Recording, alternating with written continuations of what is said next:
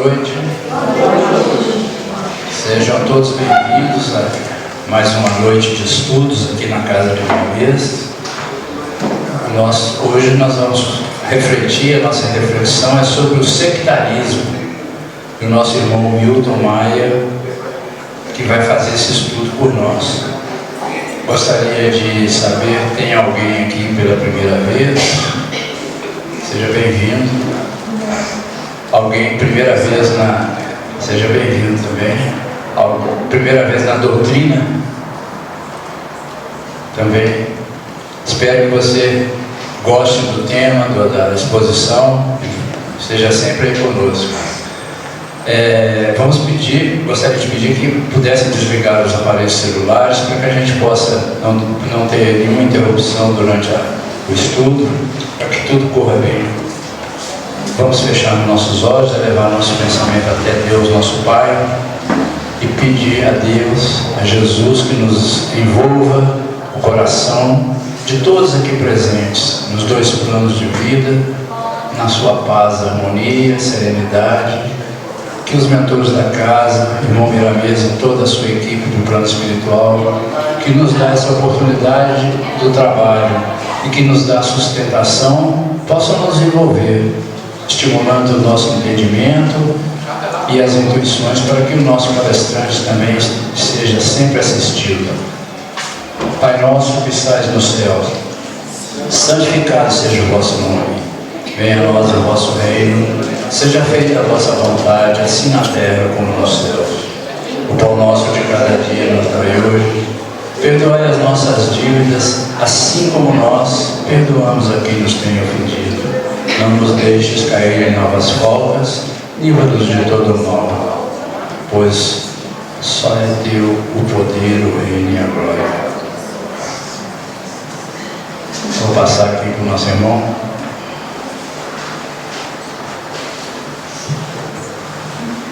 Boa noite a todos. Que Jesus nos abençoe.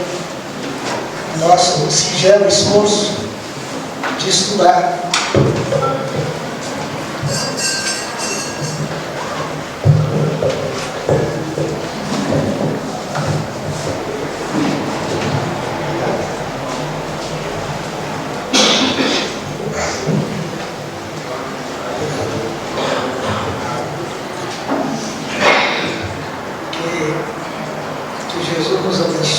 Que a equipe espiritual possa estar presente e que saibamos nós conduzir, nós que estamos aqui falando e quem está aí escutando, tanto do plano físico quanto do plano espiritual, para que possamos nós atingir o objetivo, que Jesus tem um objetivo com esse estudo, a equipe espiritual tem um objetivo, que nós possamos alcançar esse objetivo aqui hoje.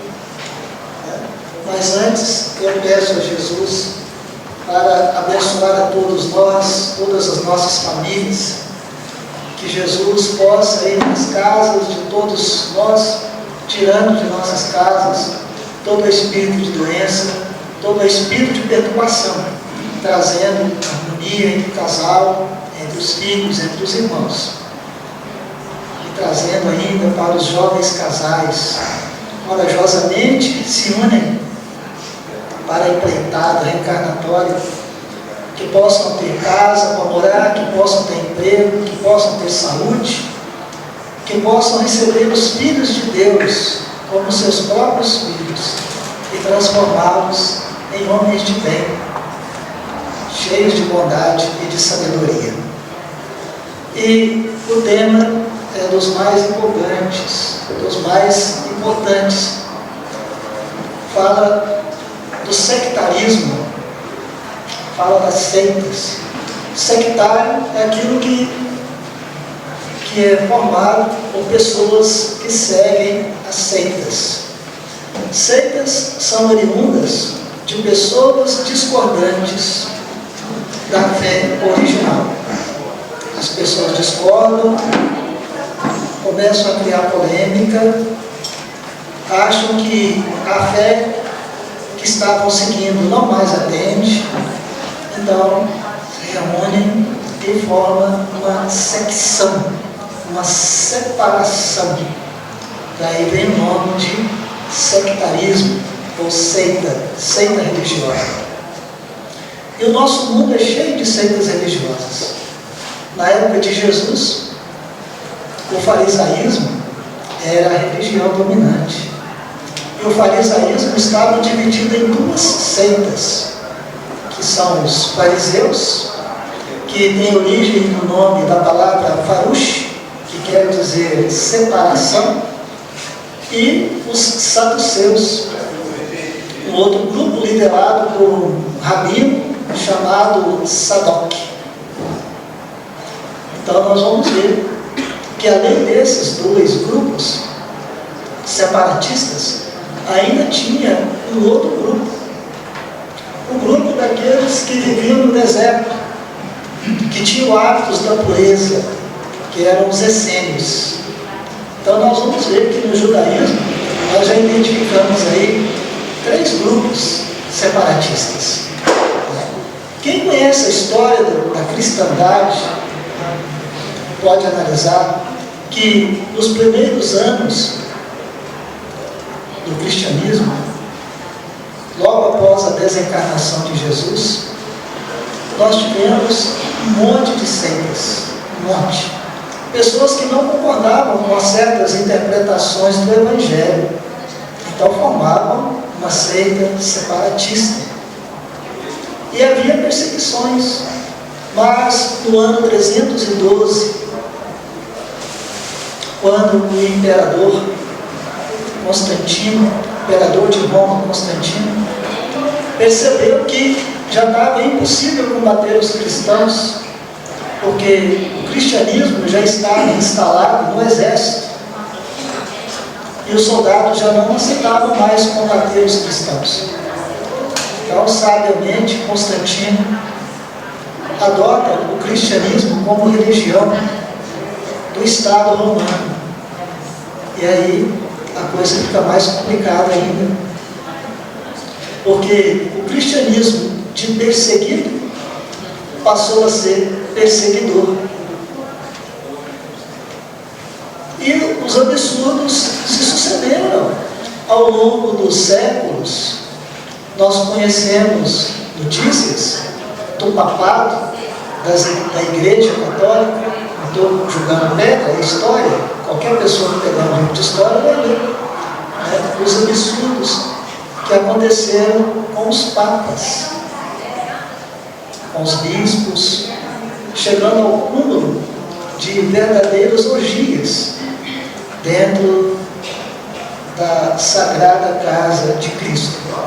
Mas nós não vamos entrar nesse assunto, não dessa maneira. Eu queria informar para vocês que grande parte desse trabalho que eu estou apresentando, eu rendo aqui um prêmio para Thomas Magnum, que ele fez um trabalho muito bonito sobre os perigos do sectarismo religioso. Eu aproveitei parte do trabalho dele, então, pelo direito da propriedade intelectual, eu estou aqui fazendo essa referência. Também aproveitei muito do trabalho de um grande rabino que viveu entre nós no primeiro século da era cristã, chamado Jesus de Nazaré. Está lá no Evangelho. Aproveitei muita coisa também do padre Manuel da Nóbrega, o jesuíta português, que trabalhou na catequese dos índios no Brasil, ou seja, dos nossos ancestrais, e ele tem hoje a responsabilidade do Evangelho no Brasil, que é o Emmanuel, do livro Consolador. E também do mesmo Emmanuel, tomei algumas frases, alguns textos do livro Palavras de Vida Eterna. Então, estou ressalvando aqui a propriedade intelectual daqueles que sabem muito mais do que eu, né? Então, no dicionário Michaelis, ele informa que sectário é aquele que forma seita, uma seita religiosa. Ou seja, é um membro de uma seita religiosa. É uma pessoa que segue outra pessoa no seu modo de pensar e lhe obedece cegamente. Eis aí o grande problema. A doutrina espírita combate a fé cega. No Evangelho segundo o Espiritismo, na primeira página do Evangelho segundo o Espiritismo, assim que nós abrimos o livro, está escrito no meio da página, em letras bem claras: fé verdadeira só é aquela que encara a razão face a face em qualquer época da humanidade. Então o Espiritismo não é fé cega, é fé raciocinada, baseada no tripé da lógica, do bom senso e da razão. Allan Kardec foi considerado pelos amigos, pelos estudiosos, como o bom senso encarnado. E nós vamos então tomar aqui as palavras de Jesus, que João, o apóstolo João, relatou para nós no capítulo 10 do seu Evangelho. Vou ler na íntegra, tamanha importância. Na verdade vos digo que aquele que não entra pela porta do curral das ovelhas, mas sobe por outra parte, é ladrão e salteador. Aquele, porém, que entra pela porta é o pastor das ovelhas. A este o porteiro abre, e as ovelhas ouvem a sua voz, e chama pelo nome as suas ovelhas e as traz para fora. E quando tira para fora as suas ovelhas, vai adiante delas.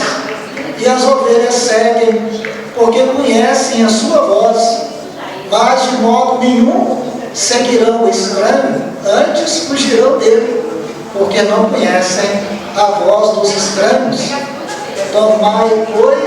Tornou, pois, Jesus a dizer-lhes: em verdade eu vos digo, que eu sou a porta das ovelhas.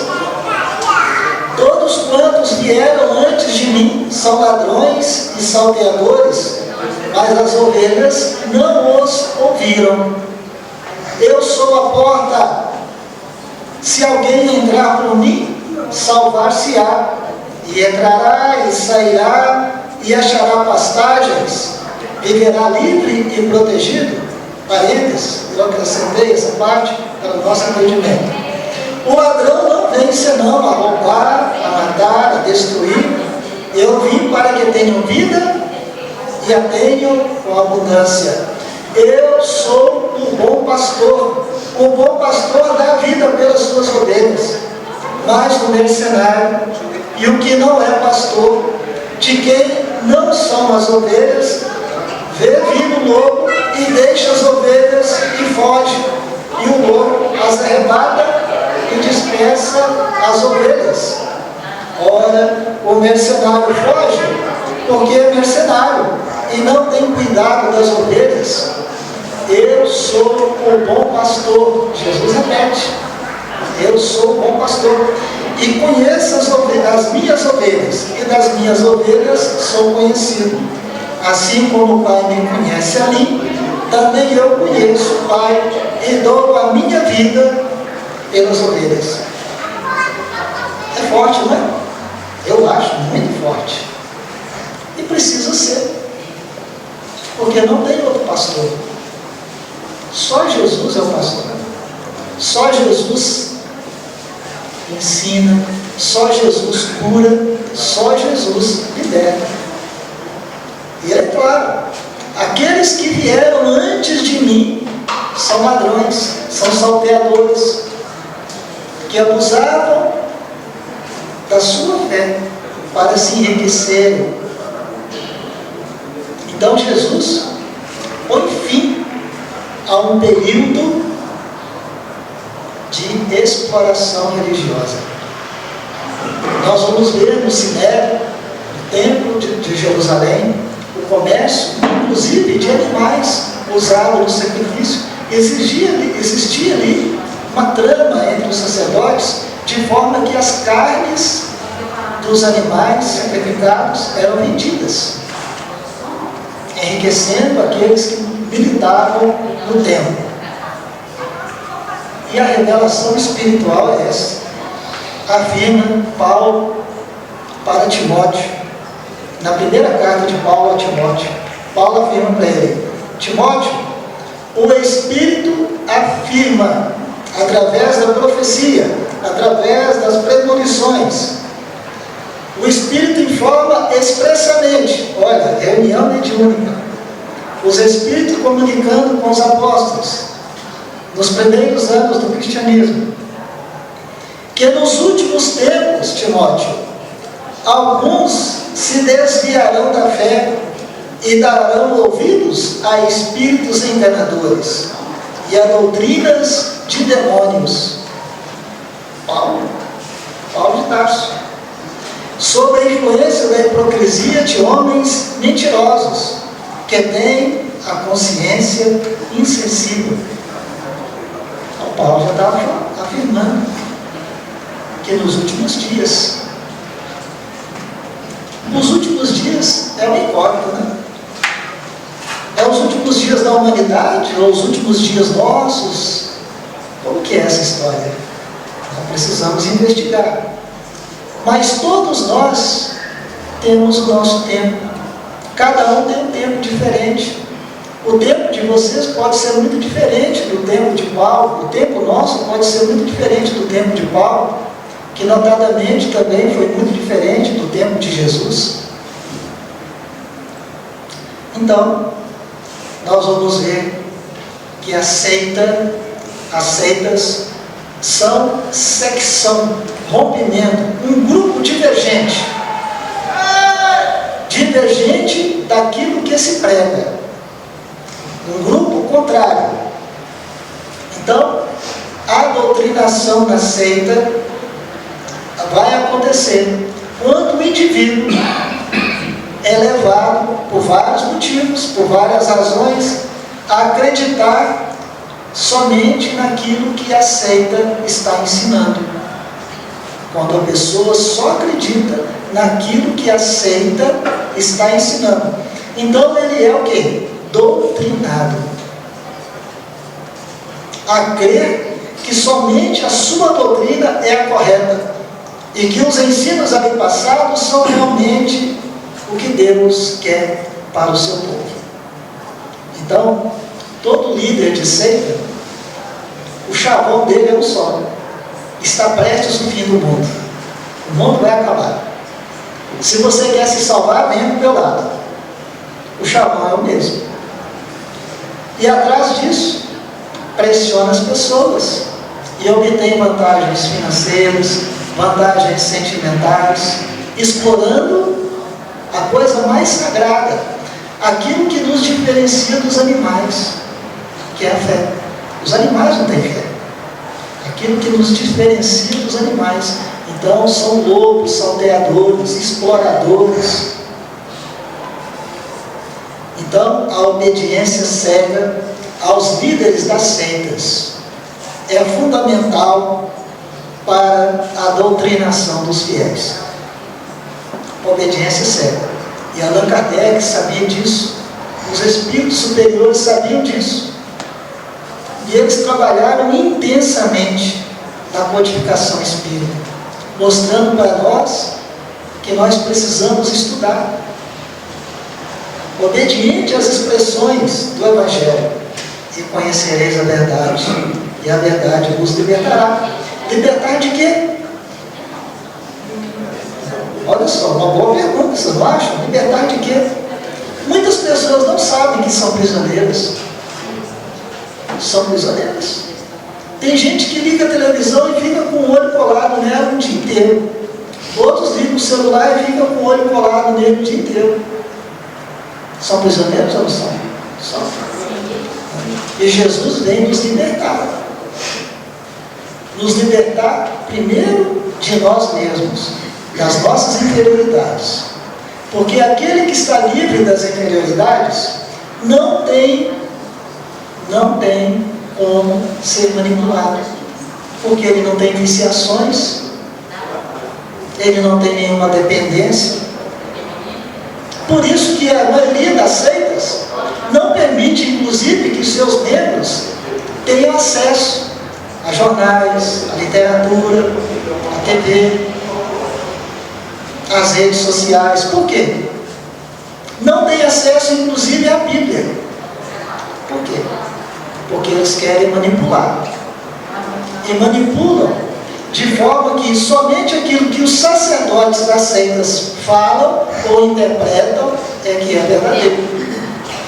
Eu estou relendo o livro Paulo e Estevão.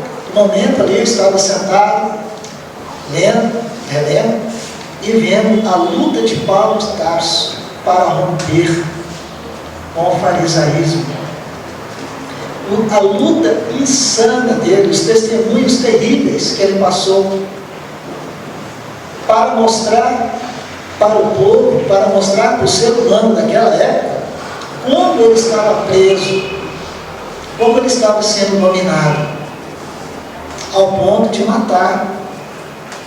Mas essa coisa é tão interessante que o próprio cristianismo, 312 anos depois de Cristo, também começou a fazer a mesma coisa. Queimar as pessoas nas fogueiras, crucificar pessoas, torturar as pessoas, naquilo que é chamado de Santa Inquisição, que de santo não tem nada. Então, a religiosidade precisa ser embasada na lógica, no bom senso e na razão, de formas que, toda vez que fugimos do entendimento claro, nós entramos num caminho escuro de consequências nefastas,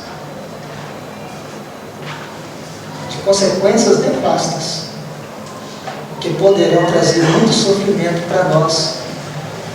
Então, a proibição imposta pelas seitas é justamente para manter preso na sua maneira, na sua programação, as mentes, isolando as suas mentes do mundo.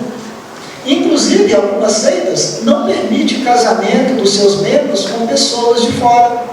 Tem que casar com pessoas de dentro da seita, porque a pessoa fica mais presa ainda. Se algum dia ele ou ela quiser sair, ele sai sozinho, porque a esposa ou o marido, os filhos não vão sair, estão dominados. Então, quando a pessoa rompe com a seita, o sofrimento psicológico é muito grande, é terrível. Então, as seitas possuem uma liderança carismática que ganham a confiança das pessoas. Então, eles se autodenominam profetas, bispos, apóstolos, nomenclaturas promovidas por eles mesmos, no intuito de bancar autoridade moral sobre aqueles que, desprevenidos, caem sobre as suas orientações. É aquilo que vai acontecer, que Jesus falou dos fariseus: raça de víboras, que movem a terra e os céus para fazer um adepto, e depois que fazem esse adepto, o torna 100 vezes mais desgraçados do que vocês mesmos. Então, Jesus é a nossa libertação. A palavra Jesus quer dizer Salvador, ou Salvador, que veio nos salvar da ignorância, da brutalidade e da servidão do mal. Porque muitos não percebem que estão servindo o mal. Aquele que está preso ao vício do álcool, aquela que está preso ao vício das drogas, ao vício do tabagismo, ao vício do sexo, são prisioneiros. Um dia sem essas substâncias causa sofrimento intenso. São extremamente dependentes e altamente manipulados. O comércio, a medicina, tudo manipula essas pessoas para que elas possam continuar produzindo riquezas para eles. Então, conforme nos instrui o pesquisador Walter Martins, existe infiltração de seitas nas religiões tradicionais. Então, os membros de seitas infiltram nas religiões para enlaçar, buscar novos prosélitos, novos adeptos, para levarem essas pessoas para a sua seita, para a sua religião. Então, poderão existir sim pessoas infiltradas, pertencentes a seitas, para desestabilizar uma fé religiosa. E esse mesmo estudioso informa para nós que o crescimento das seitas obedece a 3 pontos básicos. O primeiro deles, prestem bem atenção, o primeiro deles é a imaturidade espiritual dos cristãos. Imaturidade espiritual. Por quê? A pessoa vai no templo, faz os rituais que o templo pede, uma vez por semana, e fica por isso mesmo. Se alguém lhes pergunta qual que é a sua fé, quais são os princípios da sua fé, a pessoa não sabe responder. Outra coisa, a subversão espiritual é a desobediência ao Evangelho.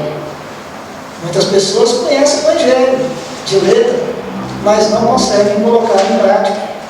Não tem força moral suficiente para praticar aquilo que está ensinando no Evangelho. Então, isso também gera seitas. Terceiro, subversão intelectual. A pessoa intelectualizada acha que já sabe muito sobre o assunto da sua religião e sente a vontade de buscar outras seitas estranhas para ter outras experiências.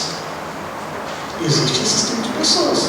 Então são 3 pontos fracos, onde a nossa fé cristã perde para pessoas inescrupulosas, que nenhum outro interesse tem, senão o de explorar a credulidade, explorar a fé, provocando uma coisa terrível, que é a anulação da razão. A razão fica anulada naquilo que nós chamamos de ninguém quer arriscar? Ninguém? Fanatismo religioso. O fanatismo é a pessoa que já está louca, não sabe, mas já está louco. Louco religioso, vocês acham que não tem? Muitos. E às vezes a pessoa não percebe. Dentro de casa, a família fala: fulano, está errado, não pode ser assim. Não, vocês estão errados, vocês vão para o inferno, eu vou para o céu. Não é mesmo? Alguém já escutou isso em casa? Pois é. Então, as ideias sectárias atingem mais as pessoas sugestionáveis e instáveis. Pessoas que têm fragilidade emocional. As pessoas que estão emocionalmente abaladas são as presas principais, as principais presas dessas seitas. E essas pessoas recebem instruções, recebem certo comportamento, são impostas para elas certos comportamentos que não têm nenhum respaldo no Evangelho de Jesus. Nenhum. No finalzinho aqui, eu tenho anotado algumas seitas, eu tomei o cuidado de anotar, não fui longe não. Porque quanto mais longe anda, pior fica. Aqui perto de nós, seitas que provocaram sofrimento na vida de muita gente. Então, para as seitas, as igrejas perderam o sentido autêntico do conhecimento verdadeiro das Escrituras. Então é a primeira coisa que o manipulador de mentes coloca na cabeça daquele que está fragilizado: olha, a sua religião é muito fraca, a sua religião não vai salvar você, venha para a minha religião. Então a pessoa fica encantada. É um momento até muito esquisito, porque nós temos notícias de pessoas super cultas, de países onde a cultura intelectual é avançada, caindo no golpe do sectarismo religioso. Então Emmanuel mostra para nós sobre a causa, na pergunta número 200 do livro Consolador. Emmanuel explica para nós que a causa das seitas religiosas que operam o desvirtuamento da fé, a causa disso é o desequilíbrio, está nos erros do sacerdote.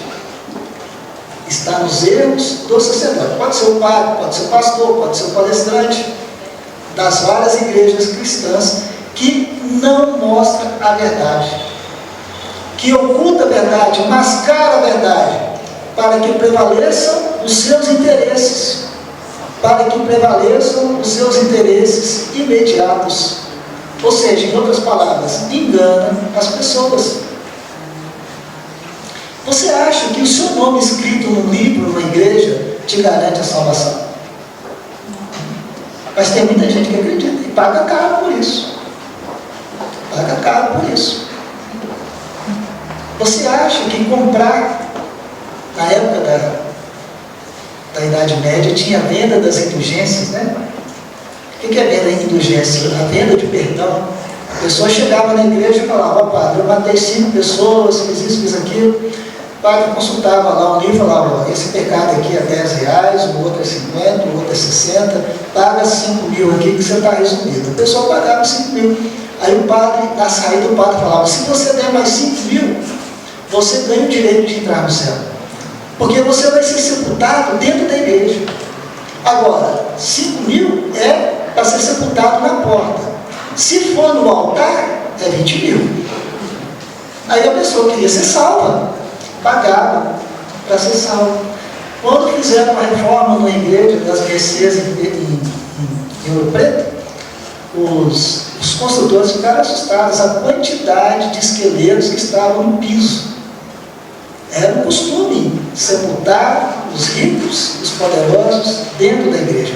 Mais perto do altar, mais caro. E os pobres e os escravos eram sepultados aonde? Não era do lado de fora, não. Atrás da igreja. Atrás de Jesus. Jesus ficava de costas. Imaginou? Então, é uma coisa triste, mas é antigo. É antigo. Então, aspectos doutrinários do sectarismo. Vamos ver aqui alguns aspectos, e tem muitos. Então, a primeira coisa que o sectário fala: ó, eu tenho uma revelação de Deus. Deus falou comigo. Deus falou comigo que é para mim montar uma igreja. Que é para mim montar uma igreja, que eu vou salvar todo mundo.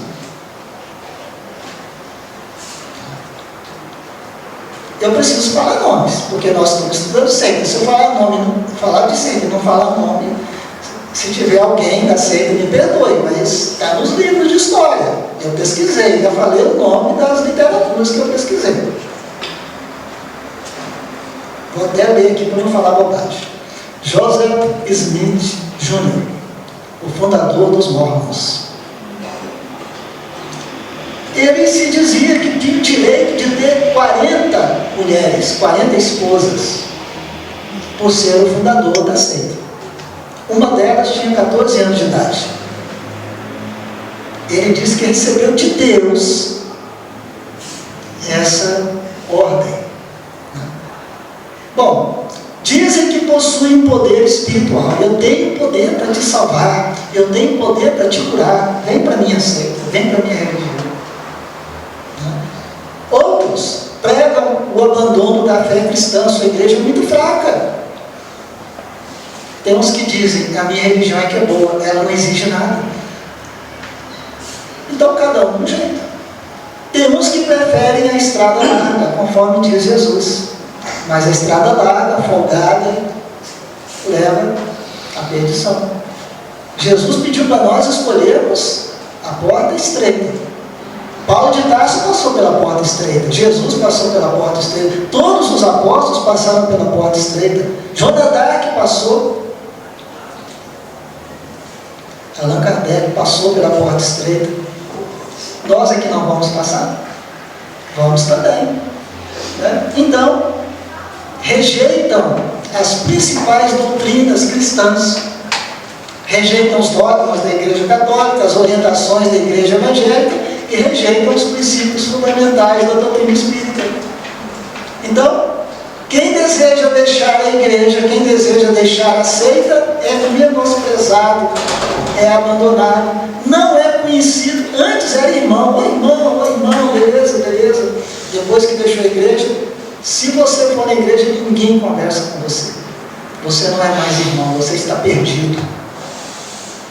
E a família não dá nem bola. E a pessoa começa a entrar numa crise, né? Então, é o domínio sobre a mente do indivíduo. Quando ocorre o domínio sobre a mente do indivíduo, acontece a coisa mais triste que pode acontecer. A pessoa perde o quê? O livre-arbítrio. É uma coisa grave isso. Porque Jesus respeita o nosso livre-arbítrio. Os espíritos superiores respeitam o nosso livre-arbítrio. Quando é que nós ouvimos dizer um espírito superior falar, você tem que fazer isso, isso e isso? Estava eu numa reunião mediúnica, uma irmã que estava passando por um problema muito grande, pediu uma orientação espiritual, muito séria. O espírito comunicante disse, minha filha, obedece o seu coração, faz uma prece a Jesus, Ele vai te instruir. Orientou com sabedoria, porque a decisão é da pessoa, é a prova da pessoa. Quando nós estamos fazendo prova, o nosso professor ajuda a gente a fazer a prova? Não ajuda, a prova é nossa, senão a gente não aprende. Então,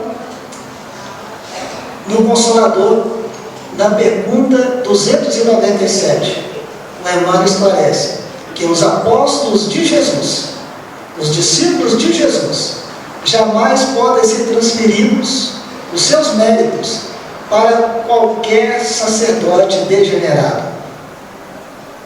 Então, quando nós encarnamos com uma programação espiritual. Nós temos aqui uma missãozinha, não é uma missão grande, mas todo mundo tem uma missão para cumprir. Então não adianta a pessoa se dizer sacerdote, se dizer profeta, se dizer apóstolo, se não está na programação. É apenas um lobo fantasiado de ovelha. Então, existem ameaças e torturas psicológicas para aqueles que desejam sair da seita. Porque a seita reivindica a exclusividade da salvação dos seus adeptos. Então, nós vamos ver quando Paulo escreve para Timóteo, na segunda carta de Paulo a Timóteo, Paulo fala para ele: Timóteo, saiba, Timóteo, que nos últimos dias haverão tempos difíceis, Timóteo, saiba disso, pois os homens amarão mais a si mesmos, serão gananciosos, arrogantes, presunçosos, blasfemos, desobedientes aos pais, ingratos e ímpios, sem afeição natural, incapazes de perdoar, caluniadores, descontrolados, cruéis e inimigos do bem. Gente, isso é uma profecia. O que Paulo ensinou para Timóteo há 2000 anos atrás está acontecendo. Traidores, inconsequentes, orgulhosos, mais amigos dos prazeres do que amigos de Deus, com aparência de religiosidade, mas rejeitando o poder de Deus.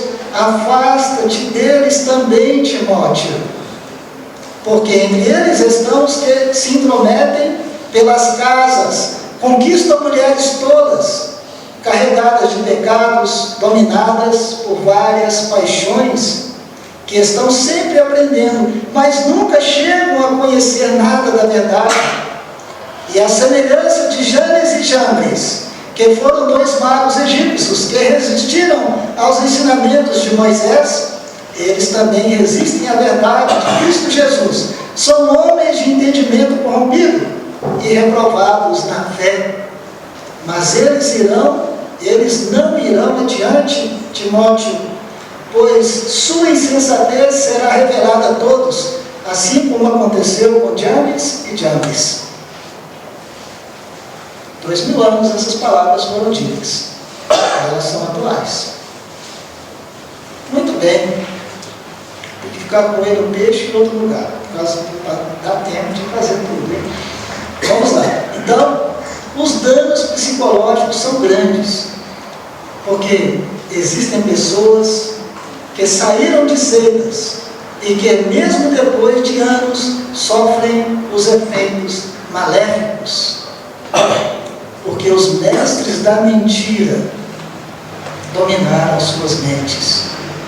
Pessoas que tiveram suas personalidades assaltadas e suas vidas emocionais destruídas, seus afetos destroçados e suas mentes controladas.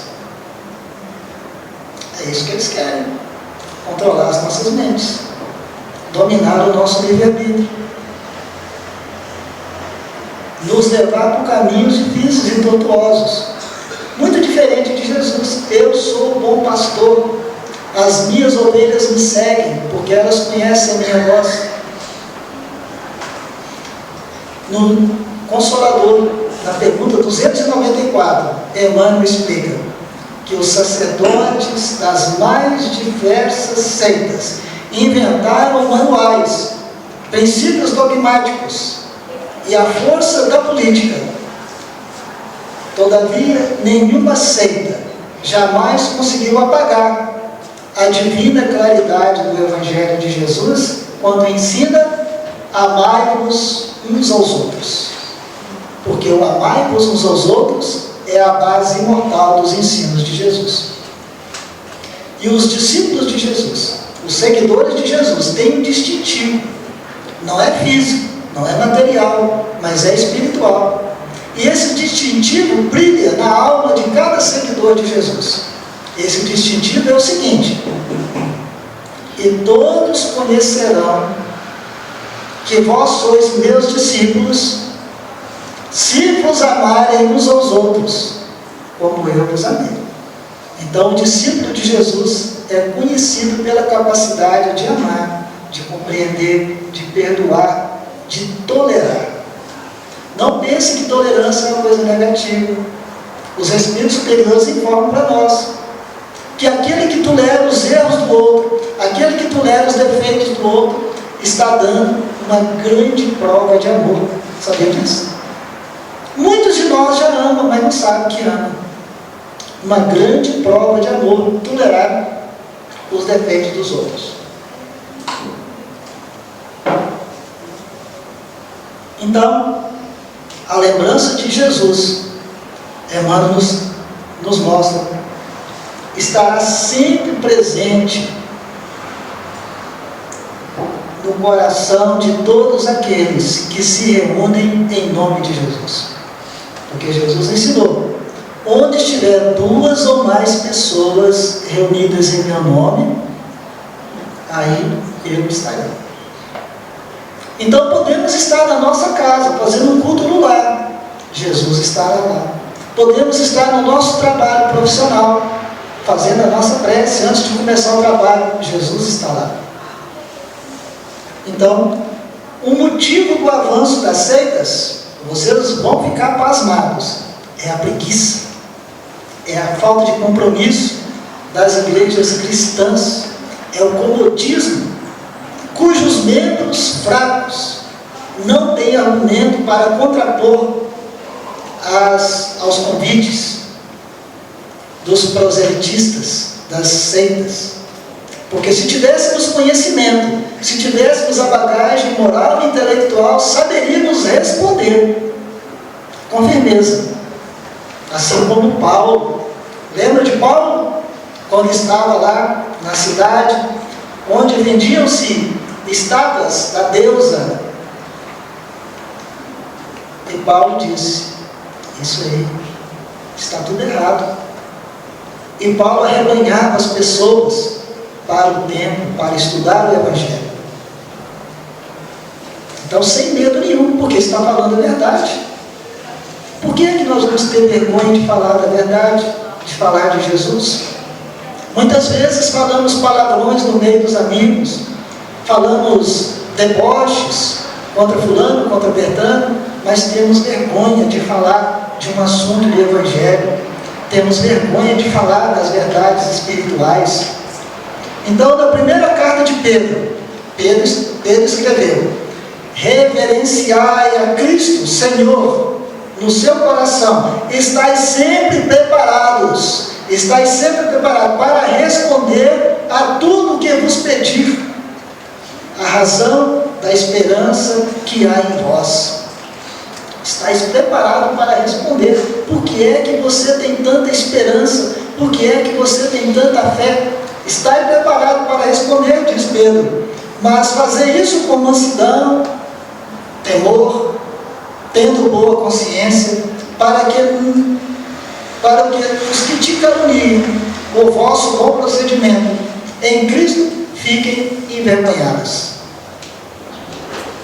Para nós envergonharmos alguém que está nos criticando, que está nos debochando da nossa fé, precisamos ter bagagem. Precisamos ter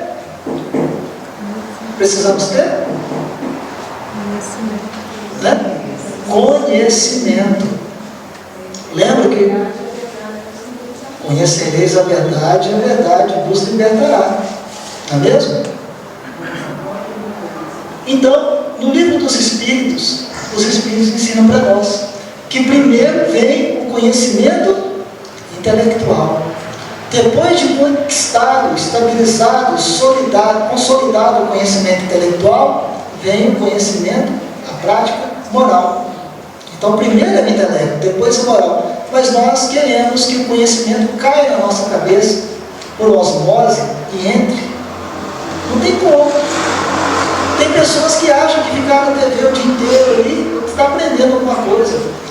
É provado cientificamente que quando nós estamos de olho grudado na TV, o nosso cérebro está cozinhando.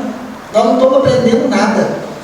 Nós só vamos aprender quando abrimos o livro para estudar. Quando nós conversamos com as pessoas. Na TV nós nos escravizamos na compra do produto B, na compra do produto C, na viagem para tal lugar, para tomar aquela bebida, para fumar aquele cigarro. Somos manipulados. Então, Jesus diz, e Mateus escreveu, sobre os falsos profetas. Jesus disse: acautelai-vos que ninguém vos engane, porque muitos virão em meu nome, dizendo, eu sou Cristo, e enganarão a muitos. Então Jesus já sabia que ia chegar esse tempo. E o mais curioso, poucos anos depois que Jesus desencarnou, surgiu lá um mago, que se deu o nome, se denominou de Bar Jesus, significa filho de Jesus. Estava cobrando, está lá no livro Paulo Estevam, do procônsul Sérgio Paulo, uma fortuna para curá-lo. Imagine. Então sempre tiveram falsos profetas, interessados em ganhar vantagens materiais ou sentimentais em cima da fé do próximo. Então, o Emmanuel ensina para nós. E Paulo escreve em Gálatas: hoje estamos livres com Jesus.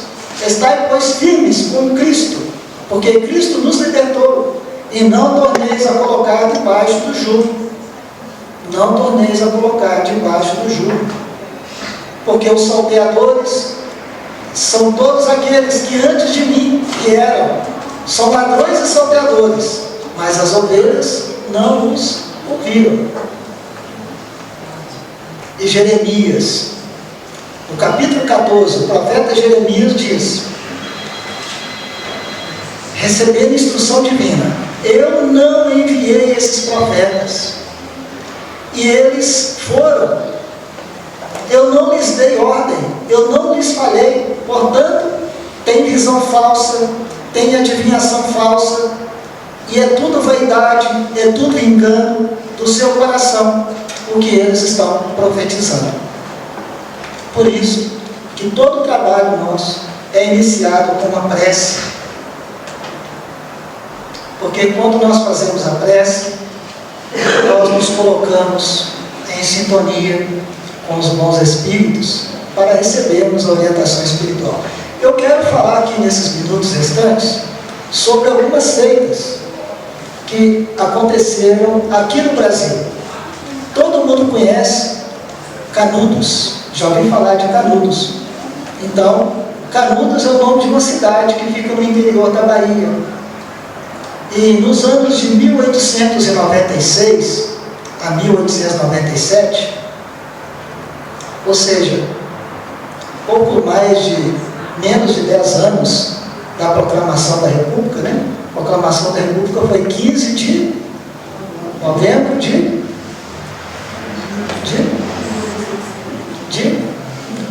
né? Dia de prova. Que dia? Que ano? Ninguém sabe. Coisa tão importante, né? Não é importante? 1889. Então, menos de 10 anos da proclamação da República, surgiu lá na cidade de Canudos uma pessoa que se intitulava Profeta de Deus. O nome dele era Antônio Conselheiro. E ele se aproveitou da pobreza do lugar, da simplicidade das pessoas, e começou a dizer que a República era uma lei maligna. Não vou falar a palavra que ele falou, que é muito terrível. Ele se dizia profeta de Deus. E disse que o povo precisava esforçar para que o rei voltasse, para que a monarquia voltasse para o Brasil. E ele era tão mal orientado espiritualmente, que ele se baseava no rei de Portugal, que havia desencarnado em 1578, que é São Sebastião. Dom Sebastião. Então ele se denominava Sebastianitas. Ele dizia que Dom Sebastião ia ressuscitar, ia conduzir o povo de Canudos para a riqueza, e seria o rei de Canudos. Então, era uma pessoa perturbada mentalmente, muito obsediada, que encantou o povo pobre de Canudos. E eles se organizaram. E isso começou a preocupar os governos locais, que fizeram comunicação, e o exército foi em Canudos. Eles resistiram.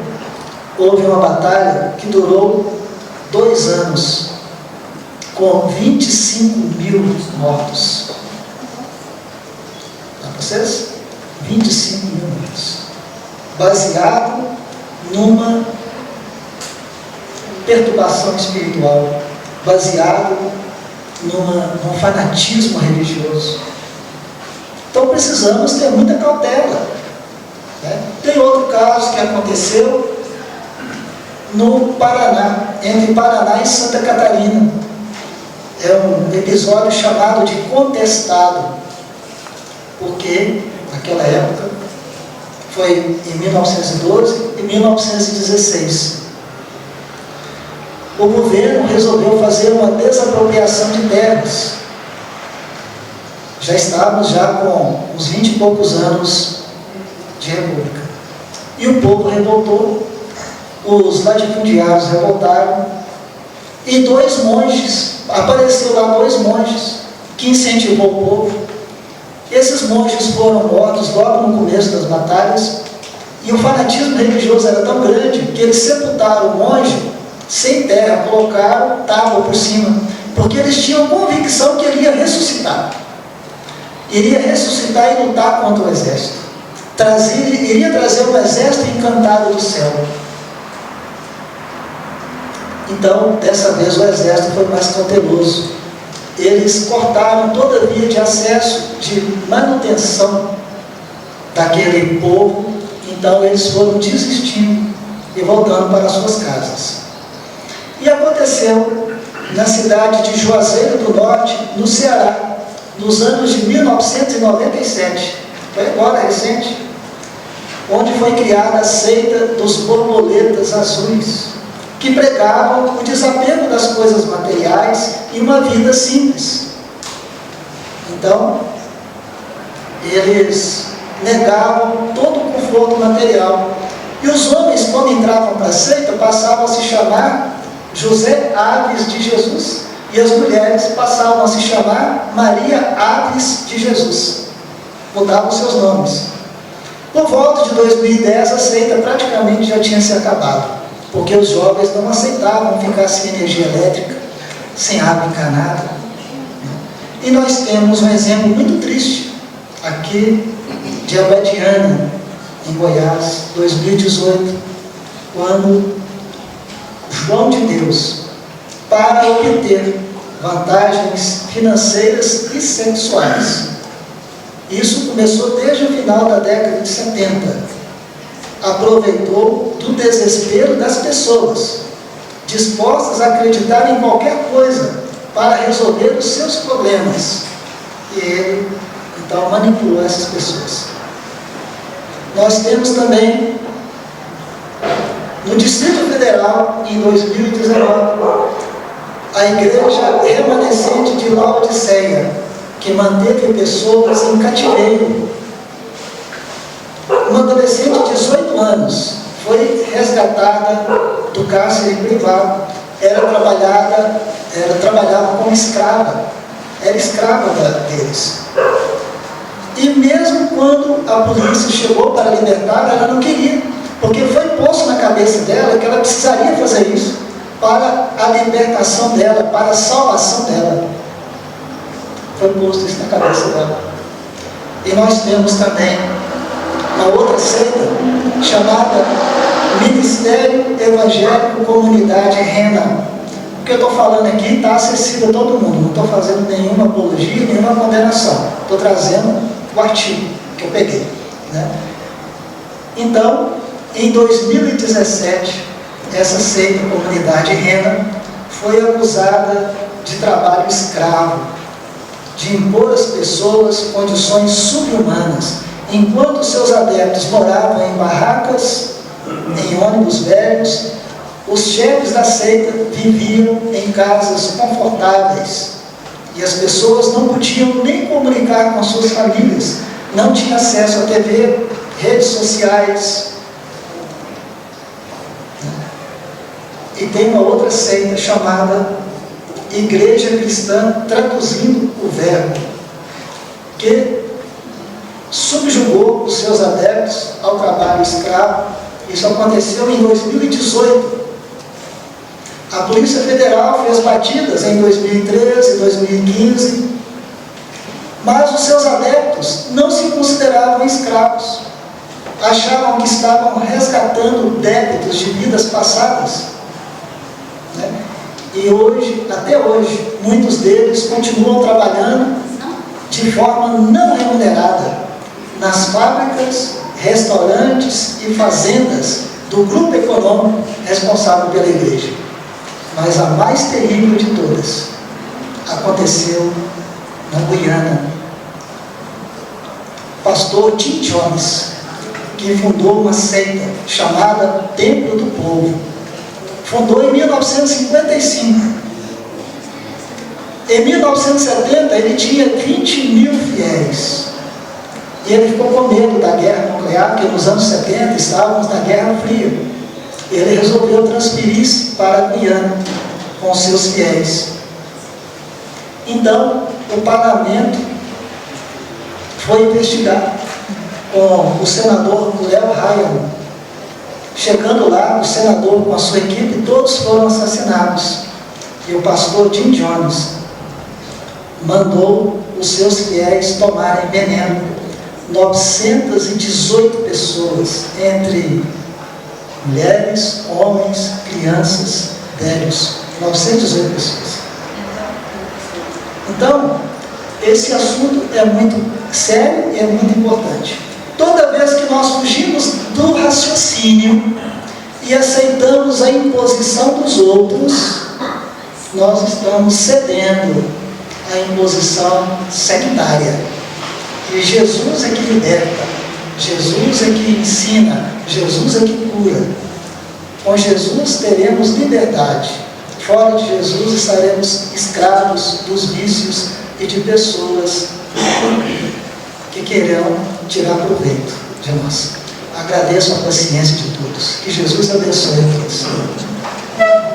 Parece que teve até um filme, né, sobre esse último essa última ceia. O filme deu uma, sobre as nós. Nós vamos agradecer ao nosso irmão Milton Maia, da Espiritualidade Amiga, pelo estudo da noite, trazer alguns recados, orientação para o culto no lar, informação na recepção, aqueles que quiserem. 2. Seminário Litro Musical, tem um estudo sobre o livro Memórias de um Suicida, expositor Cadim. Apresentação com o Grupo Laboro e Verbos Diversos, data 27/5/2023, a partir das 18h30. Local, Rua José Barra, 509, espaço e estrutura, preço R$25. Venda dos ingressos na biblioteca. Temos atendimentos fraternos nas segundas e quartas-feiras, a partir de 19 horas, aguardar no salão. Também orientação espiritual nas quartas-feiras, deixar na recepção a partir de 19 horas e aguardar até o final da reunião. Para esses dois últimos, a gente sugere que quando as pessoas chegarem a casa pela primeira vez, permaneçam na reunião no salão, pelo menos umas 2 ou 3 reuniões, para serenar, até mesmo para ter condições de receber as informações. Porque quando a gente recebe uma informação e a gente está muito tumultuado, com a mente muito agitada, as coisas passam despercebidas. Nós precisamos também de doações para a montagem das cestas básicas doadas às famílias assistidas: açúcar, fubá, óleo, farinha de mandioca e arroz. Essas doações podem ser dadas e deixadas na recepção.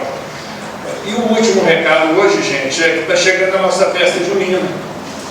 E é muito gostosa, vai ser no dia 17 de junho, e já estamos recebendo também as doações, né, de amendoim, leite condensado, coco, leite de coco, prendas para as barracas, leites. Aqueles que puderem e quiserem contribuir, nos ajudará muito.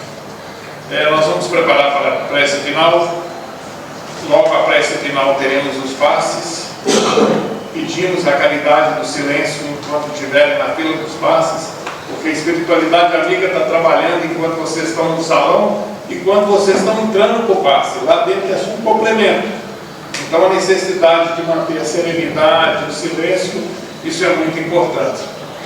Vamos então rogar a Jesus, agradecer por mais essa grandiosa oportunidade de aprendizado ao nosso querido irmão Miramês, a todos os mentores dessa casa de amor e de luz, aos mentores dessa reunião, pedindo a luz, a proteção, o amparo para cada lar aqui representado nos 2 planos da vida. Jesus, Mestre amado, que a vossa luz, a vossa misericórdia e o vosso amor nos incluam. Pai nosso que estais nos céus, santificado seja o vosso nome, venha a nós o vosso reino, seja feita a vossa vontade, assim na terra como nos céus. O pão nosso de cada dia nos dai hoje, perdoai as nossas ofensas, assim como nós perdoamos a quem nos tem ofendido. Não nos deixeis cair em tentações, mas livrai-nos, Senhor, do mal, que assim seja. Agradecemos a todos, muita paz e muita luz.